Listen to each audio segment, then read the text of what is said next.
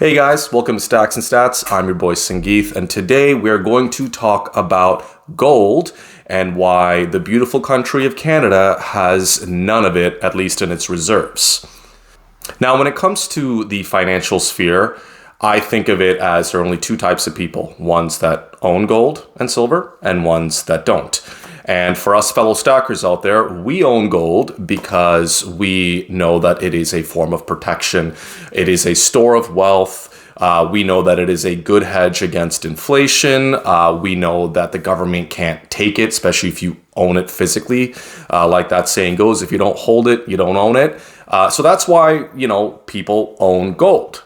Now, for those that don't own gold, they don't own gold because they feel like their money would be better put to use in something that earns them dividends, because gold doesn't pay you dividends, something that earns interest because gold does not earn you interest. And they also don't have to worry about storing something that valuable, having to pay insurance on it or vault fees or what have you.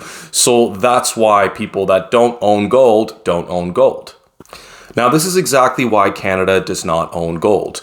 They would rather earn interest, earn dividends, and they would rather prioritize their economy to grow rather than, the security aspect of gold. Now, I personally don't see why, like every other G7 nation out there, why the country of Canada just can't do both. Now, there was a point where Canada owned a lot of gold. In 1965, Canada's gold reserves peaked at over 1,000 tons of gold. So it was actually about 1,023 tons in 1965. Now, what the government of Canada, there's not one single person to blame, or I shouldn't say blame, but there's not one person that's responsible for selling off Canada's gold, because it was a systematic thing that was done over the course of decades through different administrations. Now, it started off in 1965, and it really started to accelerate when the Americans left the gold standard themselves. So in 1971, there was a Bretton Woods Agreement, and it pretty much delinked the US dollar from gold. It just was no longer backed by gold. Now, Canada, under the Pierre Elliott Trudeau administration, so Justin Trudeau's father, who was prime minister, his finance minister, his name was Alan McEachern. So Alan McEachern was the one that really started to sell Canada's gold reserves. Alan McEachern, this guy right here. He started to sell off Canada's gold reserves in a more meaningful way. Now, what's actually cool is that even though Canada was quick to start selling its gold, the Americans, even though they had delinked the dollar from the gold standard, they had they chose to keep all of their gold. The Americans have never sold any of their gold in any meaningful way, which is why, today they are still the largest holder of gold reserves in the entire world.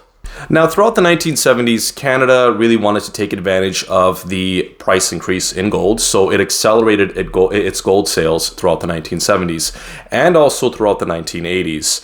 A guy who really ramped up the gold selling was Canada's former Prime Minister. His name was Brian Mulroney. Probably one of the most hated prime ministers that Canada has ever had, and he was responsible for accelerating the gold sales throughout the 1980s. Now, after Mulroney, Canada was left with about half of its total gold reserves. So we're talking about 500 tons of gold. And they just kept on selling. They kept on selling all the way through 2003, where at around 2003, Canada was only left with 3 tons of gold. And then in 2016, the last little bit of Canada's gold reserves were sold off by former Prime Minister Justin Trudeau. Yep, that guy.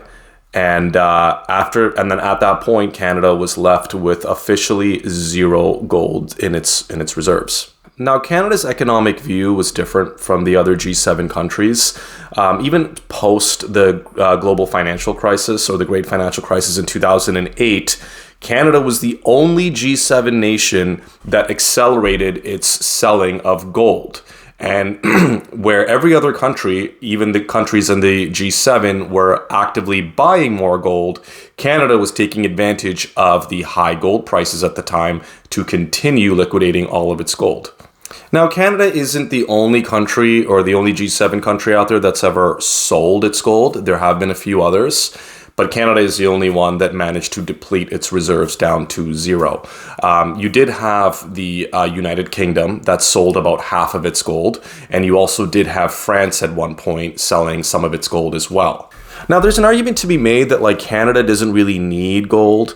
It's so deeply integrated with the U.S. economy. It holds foreign reserves. It's a strong, reliable currency that, unlike other countries like Japan or India or China that have different geopolitical risks, that there is a reason for those countries to own gold. Now, the counter argument to that is kind of what happened in 2022.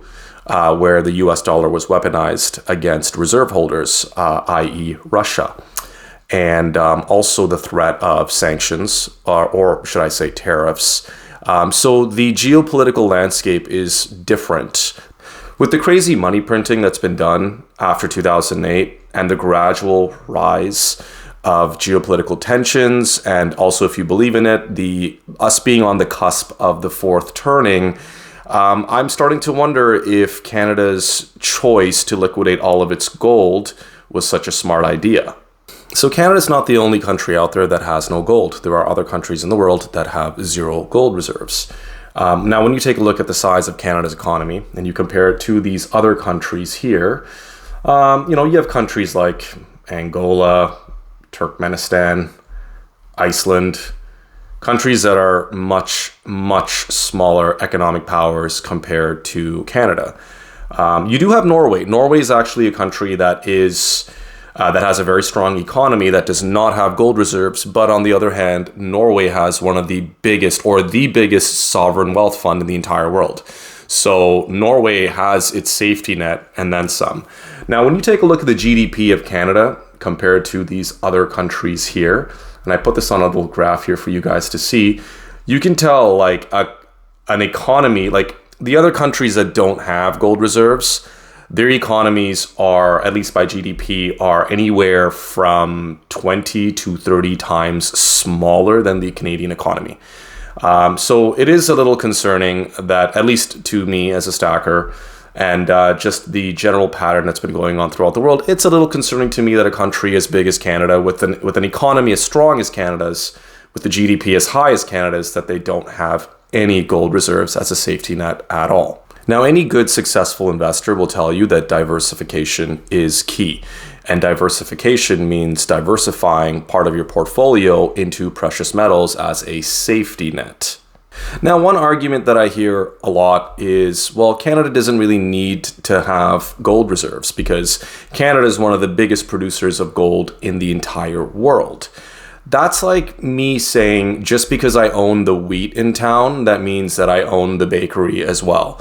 It makes no sense because all of the Canadian mining industry for precious metals is all privately owned by very big players.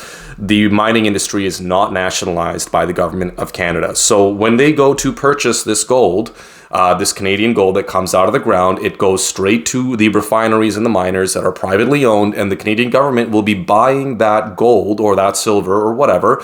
They'll be buying it at the same price that anybody else would get it. They're going to be buying it at market value. So it doesn't really matter if the country of Canada has vast gold deposits. At the end of the day, they don't have a nationalized mining industry. Now, as of right now, Canada has zero gold in its vaults, and it doesn't seem like they're looking to change that anytime soon. The economic outlook for Canada does not entail adding any gold to their reserves, their non-existent reserves, that is. Now, I'm not sure if that's a good thing or a bad thing. Actually, as a stacker, I'm going to say that that is a bad thing. I think Canada should really reconsider their choice to have zero gold. And if you guys don't mind sounding off in the comments, let me know. Do you guys think this is a good thing? If you guys think it's a bad thing? I'm also open to feedback. If you guys can comment on my videos just so I can take that feedback and make my videos better.